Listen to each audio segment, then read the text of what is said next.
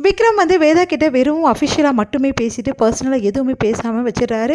அதனால் வேதா வந்து இவர் இப்படி இருக்காரு அப்படின்னு சொல்லிட்டு டென்ஷன் ஆகிடுறாங்க. விக்ரம் வந்து வீட்டுக்கு வராரு. வீட்டுக்கு வந்தவங்க வந்து எல்லாருக்கிட்டையுமே வந்து நல்லா பேசுகிறாரு. அவங்க அம்மாவை, அவங்க அப்பாவை, அதுக்கப்புறம் குழந்தை எல்லாருமே ஃபீல் பண்ண இல்லாமல் உங்களெல்லாம் நினச்சிட்டு தான் இருந்தேன் அப்படின்னு நம்மலாம் சொல்லிட்டு இருக்காரு. அதே மாதிரி தன்வியை வந்து அப்படியே வந்து கட்டி கட்டி முத்தம் கொள்கிறாரு.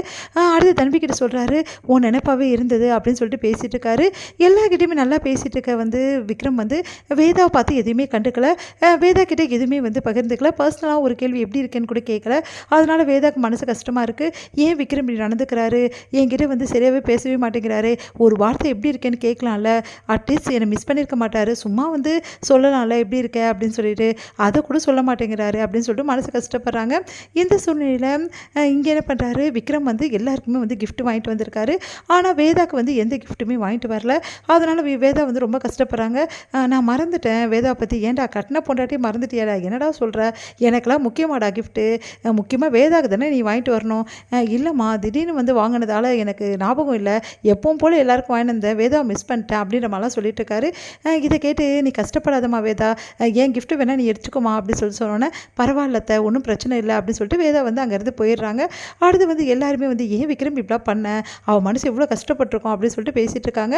ஆனால் வந்து கைலாஷ் மட்டும் ரொம்ப சந்தோஷப்படுறாரு. பரவாயில்ல பரவாயில்ல, இவங்க 2 பேருக்குள்ளே ஒன்றும் இல்லைன்னு எனக்கு நல்லாவே தெரியும், ஆனால் எல்லோரும் நம்பிட்டுருக்காங்க, என்ன பண்ணுறது அப்படின்னு சொல்லி டென்ஷன் ஆகுறாரு. அடுத்து வந்து கொஞ்ச நேரத்துலேயே வந்து என்ன பண்ணுறாங்க, விக்ரம் வந்து வேதா அப்படின்னு கூப்பிட்றாரு. எதுக்காக இப்போ கூப்பிட்றீங்க அப்படின்னு சொல்லி சொன்னோன்னே, உடனே ஒரு கிஃப்ட் எடுத்து அப்படியே வந்து சர்ப்ரைஸாக கொடுக்குறாரு. என்னது இது அப்படின்னோடனே, உனக்கும் நான் கிஃப்ட் வாங்கி வந்திருக்கேன், ஆனால் சர்ப்ரைஸாக கொடுக்கணும் தான் கொடுத்துருக்கேன், திறந்து பாரு அப்படின்னோடனே வேதா வந்து ரொம்ப சந்தோஷப்படுற ஒரு கிஃப்ட்டை வந்து வாங்கி கொடுக்குறாரு. அதை பார்த்தா வேதா வந்து சந்தோஷம் தாங்கவே முடியல, அவங்களுக்கு ரொம்ப சந்தோஷப்படுறாங்க. நிஜமாகவே எனக்காக வாங்கினீங்களா அப்படின்னு, ஆமாம் உனக்காக தான் வாங்கினேன்.